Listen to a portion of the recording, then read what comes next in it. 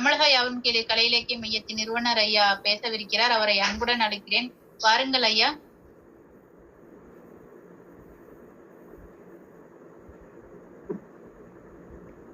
கருத்தரங்க தலைமையாளர் யாவரும் கேளு கலை இலக்கிய மைய தலைவர் திரு திராவிடமணி அவர்களுக்கும், நிகழ்ச்சி ஒருங்கிணைப்பாளர் திரு விமலா சக்தி அவர்களுக்கும், நிகழ்ச்சியில் பங்கு பெற்று சிறப்பிக்கக்கூடிய பல்வேறு இடங்களில் இருந்தும் வருகை தந்து கலந்து கொண்டிருக்கக்கூடிய இணைய வழியில் கலந்து கொண்டிருக்கக்கூடிய அனைவருக்கும் முதற்க நன்றி கலந்த வணக்கத்தை தெரிவித்துக் கொள்கின்றேன். வலிமையே மேன்மை, வலிமையே மேன்மை என்று எல்லோரும் நினைக்கின்ற நேரத்தில் மென்மையே மேன்மை என்ற வித்தியாசமான தலைப்பு. எல்லா நாடுகளும் வல்லரசு ஆவதைத்தான் பெருமையாக நினைக்கின்றன. அமெரிக்கா, ரஷ்யா, ஏன் இந்தியா கூட வல்லரசாக இருப்பதைத்தான் விரும்புகின்றது. மென்மையான அப்துல் கலாம் அவர் கூட இந்தியா வல்லரசாவதை பற்றி தான் பேசுகின்றார். மக்களை எல்லாம் அச்சுறுத்துகின்ற அணுகுண்டைத்தான் அவர் வெடித்து இந்தியா வல்லரசு என்று சொல்லிக் கொள்வதற்கான வழிவகைக்கு உதவியாக இருந்தார். வலிமை என்றால் வன்முறை, வலிமை என்றால் வன்முறை, மென்மை என்றால் அன்பான வழிமுறை என்று பொதுவாக நாம் எண்ணுவது உண்டு. வன்முறை நீங்க வேண்டும், அன்பு எங்கும் நிறைய வேண்டும், அன்பான வாழ்வு அனைவரும் வாழ வேண்டும் என்று பொதுவான நல்ல ஆசை நிறைய பேருக்கு உண்டு. மகாத்மா காந்தி அவர்கள் மென்மையான வழியை தேர்வு செய்தார். வழியும் வாழ்வும் அன்பு வழி அறவழி அன்பானதாக இருக்க வேண்டும் என்று வலியுறுத்தினார். அவருடைய அன்பு வழி அறவழி போராட்டங்கள் பெருமளவிற்கு வெற்றி பெற்றது என்றுதான் நான் சொல்வேன். நாம் அவரின் வன்முறையற்ற சமூகம், வன்முறையற்ற பொருளாதாரம், வன்முறையற்ற அரசியல் பற்றி மிகவும் குறைத்து மதிப்பீடு செய்து விட்டோம். ஆனால் அவை வலிமையானது, உறுதியானது, உலகையே அன்பான அமைதியான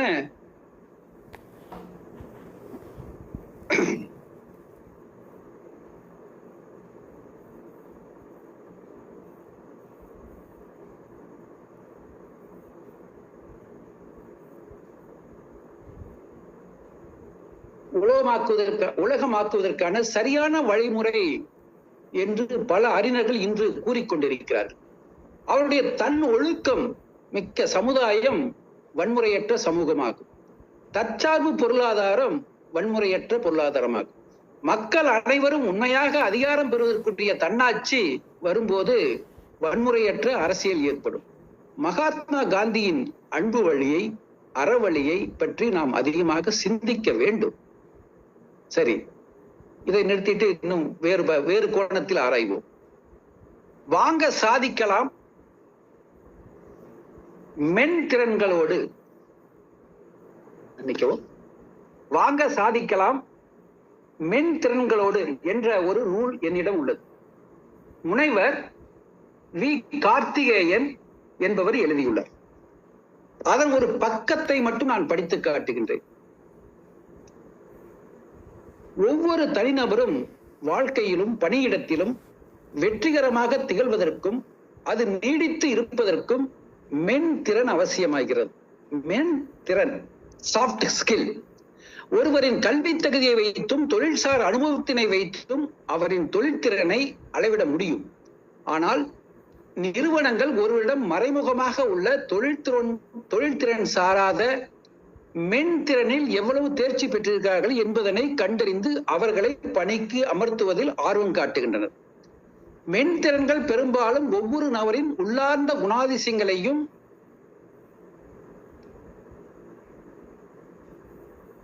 அவரின் ஆளுமை திறனையும் பொறுத்தே அமைகின்றது. உதாரணத்திற்கு சில மென்திறன்களை பட்டியலிடலாம். மென்திறன்கள்னா என்ன, அது எது, சில உதாரணத்துக்கு சிலவற்றை காட்டுகிறேன். தகவல் தொடர்பு திறன், தகவல் தொடர்பு திறன் ஒரு மென்திறன், அது கம்யூனிகேஷன் ஸ்கில். அதே போல நேர நிர்வாகம், டைம் மேனேஜ்மெண்ட், சிக்கலுக்கு தீர்வு காணும் திறன், அடுத்து முடிவெடுக்கும் திறன், அப்புறம் குழுவாக பணியாற்றும் திறன், தலைமைத்துவ திறன், இன்னும் பல. மென்மையை மேன்மைப்படுத்த வேண்டும் என்றால் தகவல் தொடர்பு திறன் மிகவும் அவசியம். சரியான தகவல் தொடர்பு திறன் தான் அன்பான, அமைதியான, ஆனந்தமான சமூகத்தை உருவாக்க முடியும். மென்மையாளர், இது முடிஞ்சிடுச்சு, அந்த புத்தகத்தில் இருந்த பக்கம் முடிஞ்சிடுச்சு. இப்ப என்னுடைய கருத்துக்கள். மென்மையாளர், வன்முறையாளர் என்று மனிதர்களை இரு பிரிவாக பிரிக்கலாம். அப்படித்தான் சொல்லிட்டு இருக்கிறோம். அன்பு காட்டக்கூடியவர், வன்முறை செய்யக்கூடியவர் என்று இரண்டா பிரிச்சு பார்க்கிறோம். ஆனால் இன்னொரு பிரிவினர் உள்ளனர். அவர்கள் யார் தெரியுமா?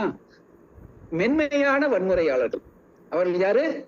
மென்மையான வன்முறையாளர்கள். வன்முறையாளர்களையே மென்மையானவர்களும் இருக்கிறார்கள். அவர்களை பற்றி நாம தெரிந்து கொள்ள வேண்டும் அல்லவா? விரலை கூட அசைக்காமல் வன்முறை செய்யலாம். விரலை கூட அசைக்காமல் வன்முறை செய்யலாம். பார்வையாலோ, முக பாவனையாலோ, பேசும் வார்த்தைகளாலோ வன்முறை நிகழ்த்த முடியும். இவற்றை வாய்மொழி வன்முறை அல்லது சாத்வீக வன்முறை. சாத்வீக போராட்டத்தை மகாத்மா காந்தி தொடங்கினார், அவர் செஞ்சு காட்டினார். இது சாத்வீக வன்முறை அல்லது மென்மையான வன்முறை என்கிறார்கள். உனக்கு எத்தனை தடவை சொன்னாலும் புரியாத அறிவு கட்ட முண்டோ, நீ சுத்த சோம்பேறிடா, எதுவும் எப்பவும் எதுக்கும் வளையாது, நீ ஒரு முரடன், போக்கரி.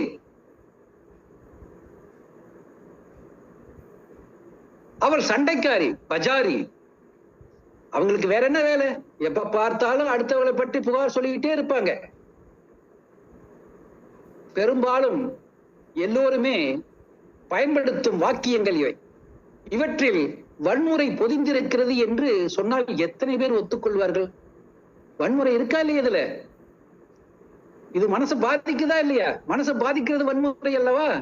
குரியல்டி, அதான சொல்றாங்க. குரியல்டின்னு சொல்லி சட்டத்துல எல்லாம் சொல்றாங்க. வார்த்தைகளால், முக பாவனைகளால், செய்கையால் செய்வதெல்லாம் குரியல்டி, கொடுமை. ஆக அதுதான் மென்மையான வன்முறை. அந்த மென்மையான வன்முறை இல்லாமல் வாழ்வது எப்படி? அதுக்கு நல்ல தகவல் தொடர்பு திறன் வேண்டும்.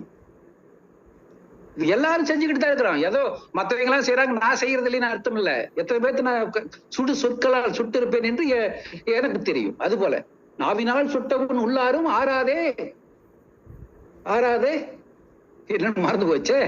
தீயினால் சுட்டவன் உள்ளாரும் ஆறாதே நாவினால் சுட்டவன். ஆக நாவினால் சுட்டது ஆறாது. அது போல அப்படி ஒவ்வொருவரும் அதை செய்து கொண்டிருக்கிறோம். ஆக நாம் எல்லாம் அதையெல்லாம் செய்யாமல் அன்பானவர்களாக, மென்மையானவர்களாக இருக்க வேண்டும் என்றால், மேன்மையானவர்களாக ஆக வேண்டும் என்றால், மென்மையான வன்முறையாளராகவும் இல்லாமல் இருக்க வேண்டும். அதற்கு தகவல் தொடர்பு திறனை நன்கு வளர்த்துக் கொள்ள வேண்டும். எப்படி பேசுவது, எப்படி மென்மையாக பேசுவது என்பதை வளர்த்துக் கொள்ள வேண்டும். பெரும்பாலும் எல்லோருமே பயன்படுத்தும் வாக்கியங்கள். சரி, நீங்கள் மென்மையான வன்முறையாளரா என்று ஒரு நூல், அதுக்கு நான் காட்டுகிற ஒரு நூல். அந்த நூல் எழுத்து மாறி வருதா? இதுதான் அந்த புத்தகம். நீங்கள் மென்மையான வன்முறையாளர்களா அப்படின்னு கேள்வி கேட்டிருக்காங்க. ஒரு புக்கு, அது கார்குழலி என்பவர் எழுதியிருக்காங்க. முடிஞ்சா வாங்கி படியுங்க. ஆக என்ற ஒரு நூல் கார்குழலி எழுதியுள்ளார். அதில் அவர் மென்மையான வன்முறையாளர்களை பற்றி நிறைய எழுதியுள்ளார். பெரும்பாலும் வீட்டிலும், பணியிடத்திலும், பொதுவெளியிலும் பல மனிதர்களை சந்திக்கிறோம். இவர்கள் எவருடனும் காரசாரமான விவாதம், சண்டை, சச்சரவு செய்ய வேண்டும் என்று யாருமே நினைப்பதில்லை. இணக்கமாக நடக்க வேண்டும் என்று எண்ணினாலும் எப்படியோ ஏதோ ஒரு வகையில் முரண்பாடும், ஒவ்வாமையும், அதை தொடர்ந்து இழுபறியான உறவும், சில நேரங்களில் உறவு முறைவும் ஏற்படுகிறது. சரி, கொஞ்சம் நேரம் ஆயிடுச்சுன்னு எல்லாருமே கஷ்டப்பட்டுக்கிட்டு இருக்கிறதா நினைக்கிறேன். சரி, மிகவும் முடிஞ்ச அளவு குறிச்சு சுருக்கமாக பார்க்கிறேன். முதலில் அவனை நிறுத்த சொல்லு. எப்படி சொல்லுவாங்க? ஏன்டா இப்படி செய்யற, விட்டுடா அப்படின்னு சொன்னா முதல்ல அவனை நிறுத்த சொல்லு, அப்புறம் நான் நிறுத்துறேன் அப்படின்னு சினிமாவிலேயே வசனம் உண்டு என்பது போன்ற வசனங்களை உளவியல் வல்லுநர்கள் ஏற்றுக்கொள்வதில்லை. நீங்க திருந்தாம இப்படி மாறாம ரொம்ப வன்முறை, மென்மையான வன்முறையாக செயல்படுவதற்கு அவனை நிறுத்த சொல்ல, இவனை நிறுத்த சொல்ல, நான் நிறுத்துறேன்னு சொல்றதெல்லாம் நல்லது இல்ல. அப்படி நாம யோசிக்க கூடாது, அப்படி நாம செய்யக்கூடாது. நம்மளுடைய கூட்டத்தில் கூட இன்னைக்கு வன்முறைக்கு வன்முறை தானே பதிலாக முடியும், எல்லா இடத்திலையும் மென்மையை கடைபிடிக்க முடியுமா என்று ஒரு தோழர் சொன்னார் இல்லையா? அவருடைய கருத்தை பதிவு செய்திருக்கிறோம். ஆக மென்மை சில அது நான் ஒரு உதாரணம் மட்டும் சொல்றேன். அது அந்த நூல்லையே கார்குழலி அவர்கள் சுட்டி காட்டியிருக்கக்கூடிய ஒரு உதாரணம். சரி, அதை பற்றி பிறகு பேசுவோம். இருந்தாலும் எதையாவது மாற்ற வேண்டும் என்று நினைப்போம் என்றால் அந்த செயலை முதலில் நம்மிடமிருந்து தொடங்கும் உரிமை மட்டுமே நமக்கு இருக்கிறது. அந்த உரிமை தான் நமக்கு இருக்கு. மத்தவங்களை போய் திருத்திக்கிட்டு இருக்கிறதெல்லாம் கடினமான வேலை. அதை எப்படி செய்யலாம், வன்முறையை எப்படி நிறுத்தலாம், அமைதியான வாழ்வை எப்படி வாழலாம், நூலாசிரியர் மென்மையான வன்முறை இல்லாமல் செயல்பட்டு வெற்றி பெற்ற விதம் குறித்து கூறுகின்றார். அவரே கூறக்கூடிய ஒரு உதாரணம், அவர் வாழ்க்கையில அவர் கடைபிடித்தது. ஒரு முறை சொல்லுங்க விமலா, ஏதாவது சொல்லணுமா? இல்லங்கய்யா, பேசுங்க. நேரம் ஆயிடுச்சா? இல்லங்கய்யா, நீங்க இன்னைக்கு பேசுறத நான் ரசிச்சு கேட்டுட்டு இருக்கேன், நீங்க பேசுங்க. நல்லது. ஏதோ சொல்ல வர்ற மாதிரி ஐயா நேரமாதுன்னு சொல்ற மாதிரி இருக்குது, அதனால நாங்க யோசனை பண்ணேன். சரி, ஒரு முறை நன்றிமா, நன்றி. அப்படி டைரக்டா கேட்டா எப்படி சொல்லுவாங்க? அப்படியா? சரி, நான் உணர்கின்றேன். அதுதான் மென்மையான அணுகுமுறை, உணர்கின்றேன். ஒரு முறை இந்த மாநகரின் மற்றொரு கோடியில் இருக்கும் வணிக மையத்தில் இருந்து ஆடைகள் வாங்கி வந்தேன். அந்த ஆசிரியர் சொல்றார், கார்குழலி அவர்கள் சொல்றாங்க அவருடைய அனுபவத்தை. வீட்டுக்கு பிரித்து பார்த்தால் 2 உடுப்புகள் வேறு அளவில் இருந்தன. அவங்க எடுத்த உடுப்பு அளவு மாறி போயிடுச்சு இருந்தன. இப்போதெல்லாம் பெரிய வணிக மையங்கள் ரசீதில் தொலைபேசி எண்ணை அச்சடிப்பதில்லை. இணையத்தில் தேடி எடுத்து கடையின் உரிமையாளரை அழைத்தேன். அவரிடம் இருந்த கடை பொறுப்பாளரின் எண்ணை பெறுவதற்கு மேலும் 2 நாட்கள் ஆகிவிட்டது. ஒரு வழியாக பிரச்சனையை விளக்கியதும் கடைக்கு வந்தால் மாற்றிக்கொள்ளலாம் என்றார்கள். அத்தனை தூரம் வர முடியாது என்பதால் வீட்டுக்கே அனுப்பி வைத்தால் நல்லது என்று கேட்டுக்கொண்டேன். இத்தனை உரையாடலும் வன்முறையற்ற தகவல் பரிமாற்ற செயல்பாட்டின் படியே நடந்தது. ஒரு நாளில் அல்ல, சில நாட்கள் ஆனது. அடுத்த சில நாட்களில் கேட்டுக்கொண்டபடி ஆடைகள் வீடு தேடி வந்தன. என்னிடம் இருந்த ஆடைகளை சுமார் 1 வாரம் கழித்து அருகில் இருந்த வேறொரு வணிக மையத்தில் இருந்த கடையில் திருப்பி கொடுத்தேன். இது போன்ற பல நிகழ்வுகள் இந்த செயல்முறையில் எனக்கு இருக்கும் நம்பிக்கை வலுப்படுத்தின அப்படின்னு சொல்றாங்க. அதாவது அவங்க அந்த மென்மையான அணுகுமுறையை கடைபிடிப்பதற்கு முயல்கிறார்கள். அதை அவருடைய தன்னுடைய வாழ்க்கையில் ஒரு நிகழ்ச்சியின் மூலமாக அதை செய்து ஓரளவுக்கு கொஞ்சம் காலதாமதமானாலும் வெற்றி பெற்றிருக்கின்றார். அவர் வன்முறையா சுறுசுறுக்களா எதுவும் அந்த கடைக்காரர்கிட்ட பேசல. என்னையா துணி கொடுத்தா, இப்படி கொடுத்துருக்க, அப்படி கொடுத்துருக்கேன்னு சொல்லி கண்டபடி பேசி சண்டையை வளர்த்து அது ஒரு பெரிய பிரச்சனையாகி கன்சூமர் கோர்ட்டுக்கு போறேன், அங்க போறேன், இங்க போறேன்னு சொல்லி அது ஒரு பெரிய பிரச்சனையாக்கி அது அப்படி எதுவும் இல்லாம ஒரு சுமூகமா தன்மையா பேசியே அவங்க அந்த உடையை ஒரு வார காலத்துக்குள்ள பெற்று விட்டார்கள் அப்படிங்கிற மாதிரி சொல்லியிருக்காங்க. இது போன்ற நம்முடைய மென்மையான அணுகுமுறையில் கொஞ்சம் காலதாமதம் ஏற்படலாம், ஆனால் மென்மை வெற்றி தரும் என்பதை அவர் எனக்கு நம்பிக்கை ஊட்டியது என்று அவர் எழுதியிருக்கிறார். அடுத்தவரின் குற்ற ஒன்றை தூண்டாமல், அவமானப்படுத்தாமல் நம் தேவைகளை நிறைவேற்றிக் கொள்வது குறித்து யாருமே நமக்கு கற்றுத்தந்ததில்லை. இந்த பார்வை மாற்றம், புரிதல் படிநிலை குறித்த அறிவு, எந்த நிகழ்வையும் புரிந்துணர்வோடு அணுகுதல், பரிவை வெளிப்படுத்தும் வகையில் நடந்து கொள்வது, பேசும்போது விழிப்புணர்வோடு சொற்களை தேர்ந்தெடுப்பது, உணர்வுகளையும் தேவைகளையும் அடிக்கோடிட்டு பேசுவது என்று பல விஷயங்களில் தொடர்ச்சியான பயிற்சியும் முனைப்பும் தேவை. என்ன தேவை? நாம மென்மையான அணுகுமுறையாளர்களா ஆகணும்னு சொன்னா நமக்கு முனைப்பும் பயிற்சியும் தேவை, முயற்சியும் பயிற்சியும் தேவை. புதிய கருத்துக்களையும் கோட்பாடுகளையும் கற்றுக்கொள்ளும் ஆர்வமும் தவறுகளை திருத்திக் கொள்ளும் மனப்பாங்கும் இருக்க வேண்டும் என்று கூறுகின்றார். நாம் ஒவ்வொருவரும் நமக்குள் சிந்தித்து நம்மை நாமே மாற்றிக்கொண்டு திருத்திக் கொண்டு வாழ்ந்தால் நாம் சிறப்பான தகவல் தொடர்பு திறனை அடைந்து வன்முறையற்ற வாழ்வை வாழ்வதோடு மற்றவர்களுக்கும் தீமை ஏற்படாமல் வாழ வாய்ப்பு ஏற்படும். ஆதலால் மென்மையே மேன்மை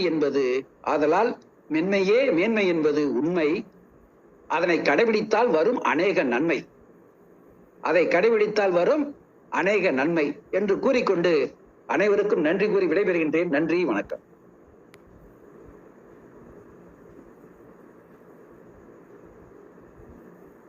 மிக மிக மிக சிறப்பு ஐயா. நீதிபதி ஐயாவுக்கு நான் வந்து தீர்ப்பு சொல்ல முடியாது. நீங்க தான் தீர்ப்பு சொல்லிட்டீங்க. ஏன்னா உங்களுக்கு பின்னாடி நீங்க பணிக்காலத்துல உங்களுக்கு பின்னாடி மகாத்மா காந்தி அவர் கையில வச்சிருந்த கம்பை வச்சு குத்திக்கிட்டே உங்களை அந்த பணியை செய்ய வச்சிருக்கிறாருங்கிறது உங்களுடைய பேச்சின் மூலமாக தெரிகிறது. அவர் காட்டிய வழி, நல்ல அண்ணல்கள் காட்டிய வழி, நல்ல வழியை நீங்க தேர்ந்தெடுத்து அதன் வழியாக இருந்திருக்கீங்க. உண்மையிலேயே அது தரும் அநேக நன்மை. அதுதான் உண்மை. வாய்மையே வெல்லும். அது ஒரே ஒரு விஷயம் மகாத்மா காந்தி சொன்னது, நிரந்தரமான நன்மை எதுவாக இருந்தாலும் அது வன்முறை சார்ந்தும் பொய்யை சார்ந்தும் வருமானால் அது நிரந்தர நன்மையாக இருக்காது அப்படின்னு மகாத்மா காந்தி சொன்ன வார்த்தை தான். அந்த வார்த்தையை நான் இப்போது சொல்லி முடிக்கிறேன். நன்றி, வணக்கம். நன்றி நன்றி நன்றி.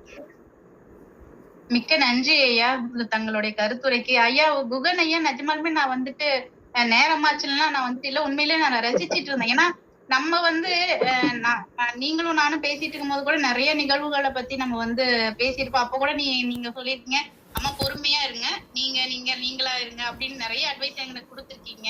சோ அப்படிங்கும் போது அப்ப இதெல்லாம் சொல்றது எனக்கே சொல்ற மாதிரி இருந்தது. உண்மையிலே திரும்ப பேசுற மாதிரி இருந்துச்சு. அதை நான் ரசிச்சுட்டு தான் இருந்தேன். உண்மையிலேயே உங்களுக்கு நான் தான் லைக்ஸ் கொடுத்துட்டு இருந்தேன். வேணும் நீங்க மறுபடியும் வீடியோ போய் பாருங்க, நான் தான் அதிக லைக்ஸ் கொடுத்துருப்பேன். நன்றி நன்றி ஐயா. லைக் கொடுத்துட்டே நீங்க பார்த்தேன். ஆனா மணி 9 மணிக்கு மேல ஆயிடுச்சு இல்லையா, இயல்பாகவே எல்லாருக்கும் அந்த எண்ணம் வரும். அதனாலதான் நான் மற்றபடிய மனநிலை எப்படி இருக்குங்கிறது பாக்குறதுதான் பேசுறவங்களுக்குரிய ஒரு நல்ல தன்மைன்னு சொல்லுவாங்க. அதனால நாம அதை பாத்துக்கிட்டே பேசணும். ரொம்ப நாளைக்கு அப்புறம் ஐயா பேச வந்திருக்காரு. அவர் அதிகமா பேசவே வரல. அதே இல்லாம அவர் கூறுற கருத்துக்கள் வந்து கருத்து நிறைஞ்சதா தானே இருக்கும். அதை நம்ம கேட்காம நேரம் ஆகுதுன்னு அதையே பார்த்துட்டு இருக்க முடியுமா? வேற யார்தான் சொல்லி நம்ம கேட்க போறோம்? அதனால ஐயா சொல்றத நம்ம கேட்கறதா நமக்கு என்ன கொஞ்சம் நம்மளை மேம்படுத்திக்க உதவும். அதனால நீங்க பேசுனீங்கன்னா நாங்க அப்படிலாம் நினைக்கவே மாட்டோம் ஐயா. கண்டிப்பா கண்டிப்பா. ஏன்னா வந்துட்டு அவருக்கு நேரம் கிடைக்கும் பொழுதுதான் வந்து கலந்துக்கிறாங்க. சோ அந்த டைம்ல நம்ம கண்டிப்பா நேரம் வந்துட்டு அவருக்கு ஒதுக்கியே ஆகணும்னு தான் நான் இன்னைக்கு வந்துட்டு எதுவுமே நான் சொல்லல. இன்னொன்னு வந்து பாத்தீங்கன்னா, இன்னைக்கு எடுத்துக்கின்ற தலைப்பு வந்து ரொம்ப நல்ல ஒரு தலைப்பு. அதனாலயே நான் வந்துட்டு ஐயா கேட்கறது நான் அப்படியே ரசிச்சு முக்கியமாக கேட்டுட்டு இருந்தேன். அப்படி கொஞ்சம் எல்லாரும் நியூஸ்ல போடுங்க.